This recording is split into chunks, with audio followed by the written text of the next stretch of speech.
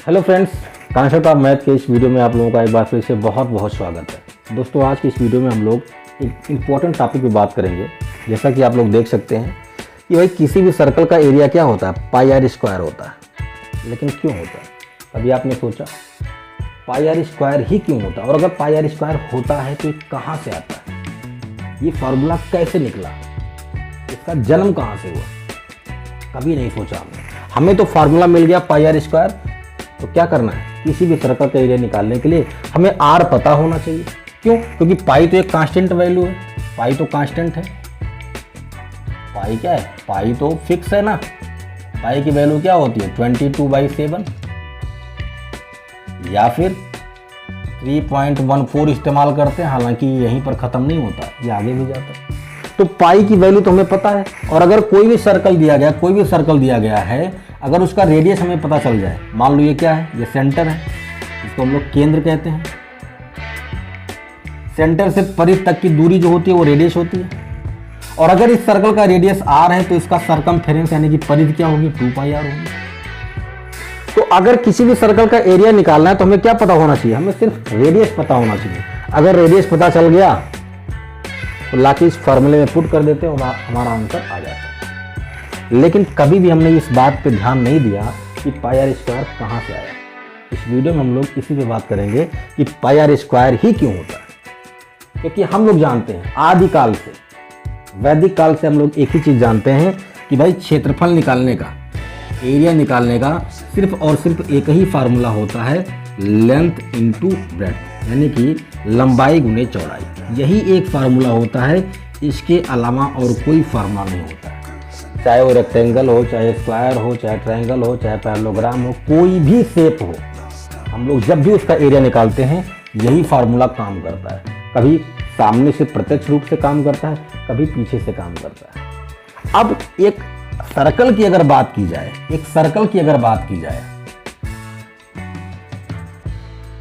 तो इस सर्कल में हमको एरिया निकालने के लिए अगर ये फार्मूला लगाना है तो हमें क्या चाहिए? हमें लंबाई पता होनी चाहिए, चौड़ाई पता होनी चाहिए। और लंबाई और चौड़ाई तो इसमें पता करना इतना आसान काम है। क्यों? क्योंकि भाई लंबाई चौड़ाई वहां पता करेंगे जैसे पैरेललोग्राम बन रहा हो, रेक्टेंगल बन रहा हो, स्क्वायर बन रहा हो। जैसे यहाँ पर है ABCD। अब यहाँ आपको साफ साफ दिख रहा है, ये इसकी लेंथ हो गई, ये इसकी ब्रेड्थ हो गई। तो इसका एरिया हम बहुत ही आराम से निकाल लेंगे। क्या? लंबाई गुने चौड़ाई। लेकिन यहाँ पर लंबाई और चौड़ाई साफ साफ नहीं दिख रहा है, तो हम ये फार्मूला लगाएंगे कैसे? और ये बात आप जान लीजिए कि जो पाई आर स्क्वायर आया हुआ है वो यही फार्मूला है, कोई नया फार्मूला नहीं है। अब इस फार्मूले का इस्तेमाल कैसे किया गया है? इस फार्मूले का इस्तेमाल आप कैसे कर सकते हैं? जब तक कि आपको लंबाई और चौड़ाई पता ना चले तब तक आप इस फार्मूले का इस्तेमाल नहीं कर सकते। तो पहले तो आप सर्कल को उस हिसाब से बनाइए कि उसमें लंबाई दिखे, चौड़ाई दिखे, तब तो आप ये फार्मूला लगाओगे। तो चलो बनाते हैं।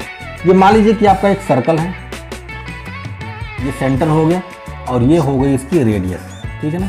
अगर रेडियस r है तो इसका जो परिधि होगा वो 2πr होगा, ये पूरा है ना, सरकमफेरेंस 2πr होगा। अच्छा, ये r है तो यहाँ से यहाँ तक भी r ही होगा, क्योंकि अगर पूरे को मिलाओगे आप तो डायमीटर यानी कि व्यास बन जाएगा, ठीक है। अब एक काम करते हैं, ये जो सर्कल है हमारे पास ना, इसके कई छोटे छोटे पीसेस करते हैं। देखो जितने ज़्यादा पीसेस आप करोगे उतना ही एक्यूरेट आंसर आपको मिलेगा, ठीक है। तो मैंने कुल मिला के कितना पीस कर दिया? 1 2 3 4 5 6 7 8। मैंने कुल इसके 8 पीसेस कर दिए, ठीक है। अब मैं क्या करने वाला हूँ, ध्यान से देखिए। मुझे किसी ना किसी तरीके से इस तरीके का शेप बनाना है, ABCD जैसा बनाना है, तभी मुझे लंबाई और चौड़ाई दिखेगी, ठीक है।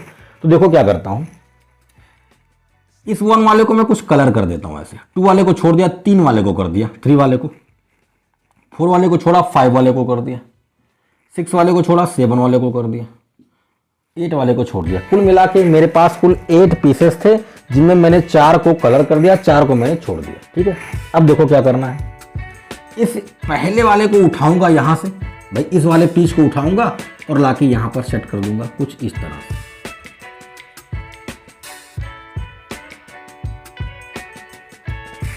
पहले वाले को लाके यहाँ सेट कर दिया। अब दूसरे वाले को उठाऊंगा, लेकिन दूसरे वाले को सीधा नहीं रखूंगा, दूसरे वाले को उल्टा करके रखूंगा, मतलब ये वाला सिरा ऊपर रहेगा, कुछ इस तरीके से। फिर तीसरे वाले को उठाऊंगा, सीधा रखूंगा,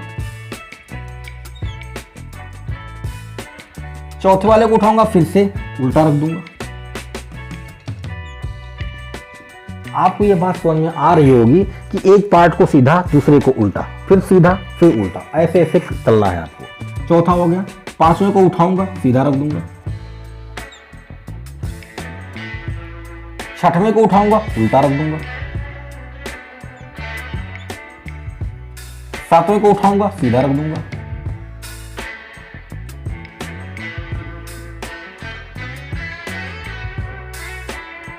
आठवें को उठाऊंगा, उल्टा रख दूंगा। क्या किया? पहले, तीसरे, पांचवें और सातवें को, पहला, तीसरा, पांचवा, सातवां, इनको सीधा लाके रखा, दूसरा, चौथा, छठा और आठवां इनको मैंने उल्टा करके रख दिया। ठीक है। अब यहां से आप ध्यान से देखो, ये पूरा आपका कितना था?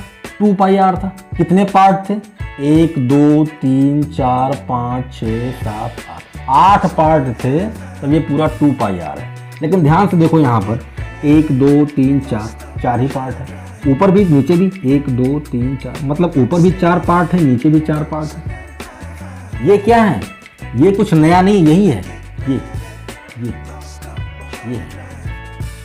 आपका जो सर्कल था, उसका जो सर्कमफेरेंस है ना, उसी का ये पार्ट है, वही है।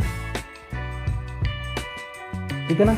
तो कहने का कुल मतलब ये है कि ये जब पूरा 8 भाग था तब 2 पाई आर था, लेकिन यहाँ पर तो 4 ही भाग हैं। इसका मतलब ये है कि अगर आप यहाँ से यहाँ तक की लेंथ की बात करेंगे तो ये 2 पाई आर नहीं होगा, उसका आधा हो जाएगा। क्यों? क्योंकि भाई भाग भी तो आधे हो गए हैं। ये पूरा 8 भाग था तो 2 पाई आर था, यहाँ 4 ही भाग है तो 2 पाई आर का आधा हो जाएगा। ठीक है, यहाँ से यहाँ तक समझ में आ गया। इसकी बात करें यहाँ से यहाँ तक, ये वाला कितना होगा? ये वाला कुछ नया नहीं है, ये वाला यही तो है। और ये क्या है? ये रेडियस है। सर्कल का क्या है? रेडियस है। इसका मतलब ये क्या होगा? आपका आर होगा। तो यहां से यहां तक पता चल गया, यहां से यहां तक पता चल गया। यानी अगर मैं इसको इस तरीके से मिला दूं, ऐसे इसको इस तरीके से मिला दूं अगर मैं ऐसे, तो ये कहीं ना कहीं मुझे इस तरीके का दिख रहा है,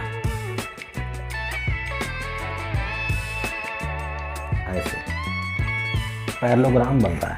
ये आपका आर हो गया, ये आपका 2 पाई आर बाई 2 हो गया।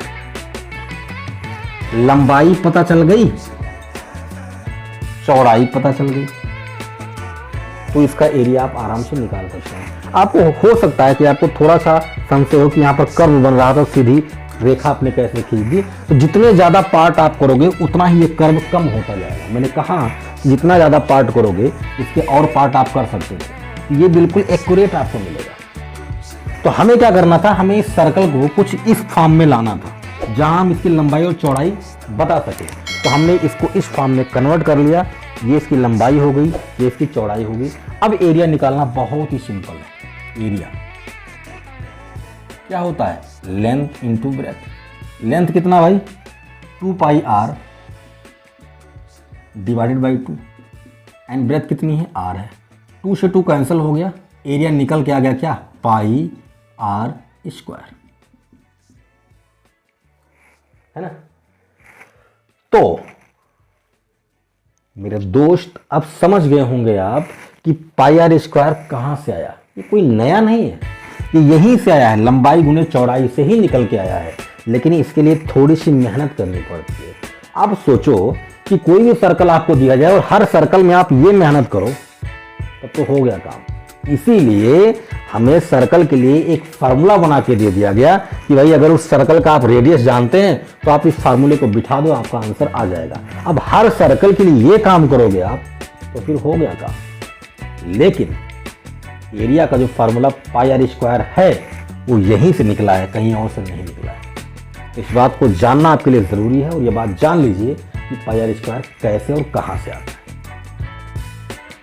तो ये वीडियो आपको कैसा लगा कमेंट कीजिए और दोस्तों में जरूर शेयर कीजिए। वीडियो को लाइक कीजिए, दोस्तों में शेयर कीजिए, और अगर आप चैनल पर नए हैं तो सब्सक्राइब कीजिए, बेल आइकन को प्रेस कीजिए, ऑल पर क्लिक कर दीजिए, ताकि ऐसे ही रोचक वीडियोज़ आपको मिलती रहे। और चलते चलते 2 लाइनें कहना चाहूँगा कि कौन कहता है कि काबिलियत किस्मत से होती है। कौन कहता है कि काबिलियत किस्मत से होती है। अगर इरादा हो पक्का तो मंजिलें खुद झुका करती है।